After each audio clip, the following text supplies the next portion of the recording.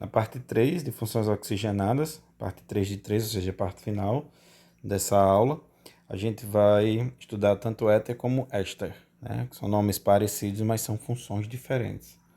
Começando por éter, na verdade, de forma bem simples, a gente vai aprender a identificar e a nomear esses compostos, né?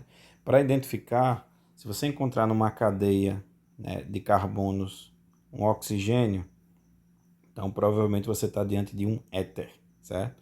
São substâncias bastante voláteis e nesse caso, essa identificação se dá no seguinte, porque o oxigênio ele vai vir sempre entre dois grupos orgânicos, né?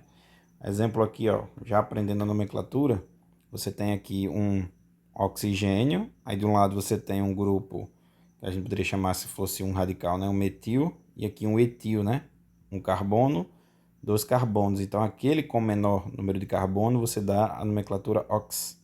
E aí fica metox, porque é um carbono, etano, né? Então metox, etano.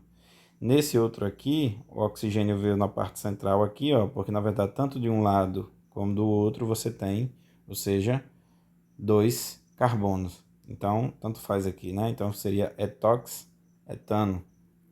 Como você poderia ter de um lado três carbonos com oxigênio e do outro lado com dois carbonos. Então esse aqui que tem 3 e esse aqui tem 2. Então eu começaria chamando esse aqui de etox, menor cadeia, né? E o menor grupo, vamos dizer assim. E do outro lado eu chamaria etox propano. Então, esse termo ox a gente reserva sempre para aquele que tem o menor número de carbonos, tá bom? Então, essa é a maneira de identificar o éter, né? De maneira simples, é quando o oxigênio vem entre dois grupos orgânicos. Quando você vai para o éster, então o éster é um pouco diferente, né? Apesar do nome ser parecido, ele é bastante diferente, porque na verdade o éster, ele vai vir esse grupo orgânico, o C-O e um oxigênio. E aqui é onde entra o éster, certo? Então, basicamente, isso lembra o ácido carboxílico, certo? Então, a gente tinha um ácido carboxílico que era o que? A carbonila ligada a uma hidroxila. Então, quando essa hidroxila ela sai, né? Ela é perdida e, desculpa, não a hidroxila, mas o hidrogênio da hidroxila, certo? E aí, no lugar desse hidrogênio, você tem um grupo orgânico sendo ligado. E é aí onde aparece o éster, certo? Então, nesse caso, para dar a nomenclatura desse éster, então, basicamente é só lembrar do ácido carboxílico. Então, ácido carboxílico, eu tenho o que? Carbonila, OH, que é a hidroxila. Então, quando você tira esse hidrogênio no lugar dessa hidroxila, que agora ficou o oxigênio, entra outro grupo orgânico, então você está diante de agora de um éster, certo? Então, você analisando aqui ó, o nome do ácido, então, por exemplo, você tem um ácido, como aqui, etanoico, que também é conhecido como ácido acético, mas ácido etanoico, porque antes você tinha esse composto aqui, ó, onde você está vendo esse róseo aqui, existia um hidrogênio que foi perdido. Então, quando existia esse hidrogênio, era o ácido etanoico. E agora, onde está essa parte rosa aqui, entrou um grupo chamado ó, isobutil.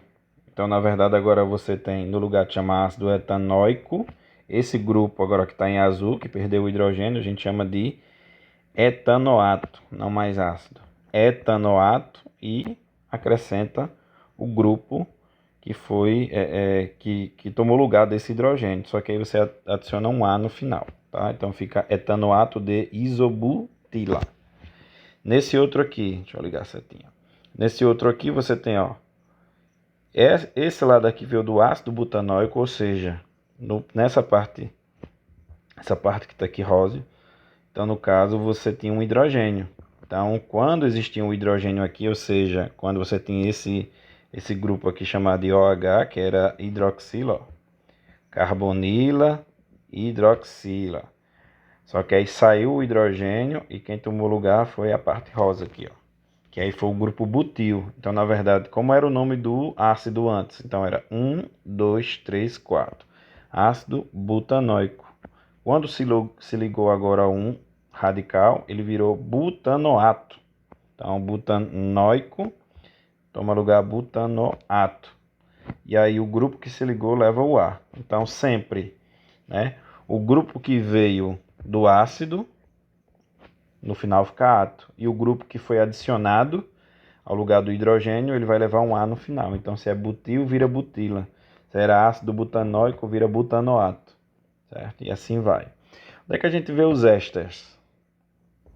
Certo? Por exemplo, o biodiesel é composto de éster. Certo? Você tem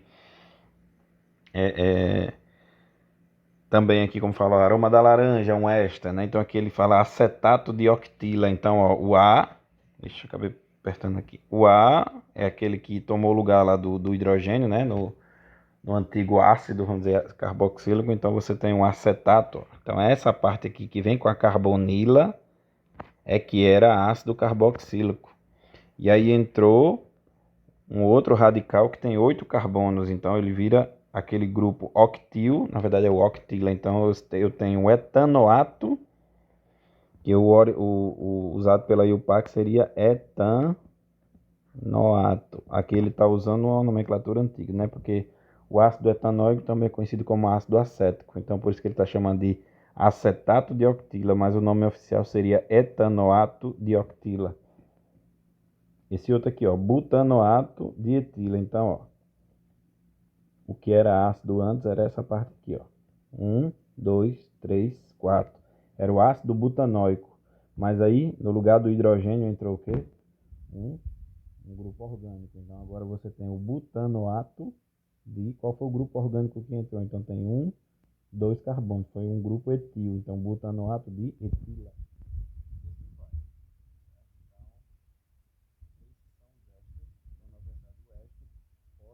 Dizer, né, que você tem definido de maneira mais didática, o é bem parecido, né, com a estrutura do ácido carboxílico, só que o ácido carboxílico você tem o OH, no éster, no lugar desse H você tem um grupo orgânico.